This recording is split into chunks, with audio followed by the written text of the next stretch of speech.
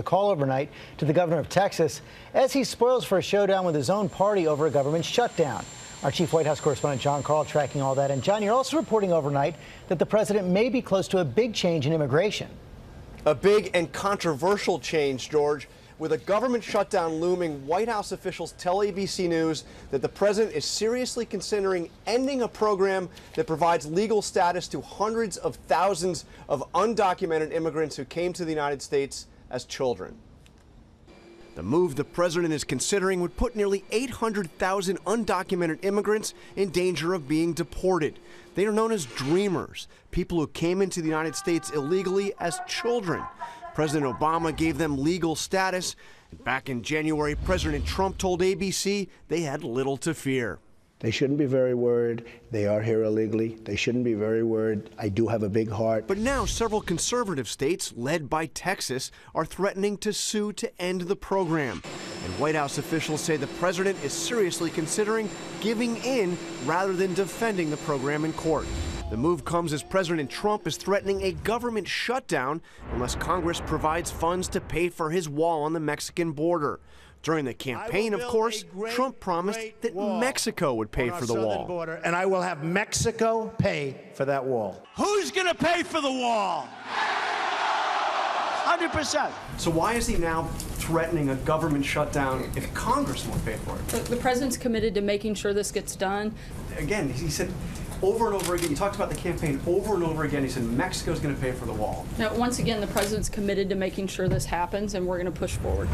SNL's Weekend Update ridiculed the president's new hard line on Congress paying for the wall. What do we want? The wall! Who's going to pay for it? Mexico! That's right, you are the American taxpayer. The president appears to be gearing up for a fight with Republican leaders. On Thursday, he blasted Senate leader Mitch McConnell over the Senate's failure to repeal Obamacare, tweeting, "He failed. That should never have happened." He also took aim at both McConnell and House Speaker Paul Ryan over the looming budget battle, calling it a mess. The shutdown threat is real, George. Republicans on Capitol Hill acknowledge that it is virtually impossible to get the votes to pay for the wall in the upcoming budget negotiations. That means either the president backs down or there is a shutdown. And White House officials insist he has no intention of backing down. Yeah, and John, we're seeing a sustained campaign by the president against leaders of his own party. The Wall Street Journal says today it looks as if he's filing for divorce from congressional Republicans, but it doesn't seem to be making any sense because he needs them more than ever now. It's almost as if he's trying to lay blame because he's worried something's not going to get done. He absolutely cannot get any of his agenda through without those Republican leaders leading the way because, George, the president has done virtually nothing to reach out to Democrats, so he's certainly not going to get help from them. He needs Mitch McConnell, you could argue, more than Mitch McConnell needs him. On another front, the president's top economic advisor, Gary Cohn, has been under some pressure to resign since Charlottesville, and now he's spoken out for the first time.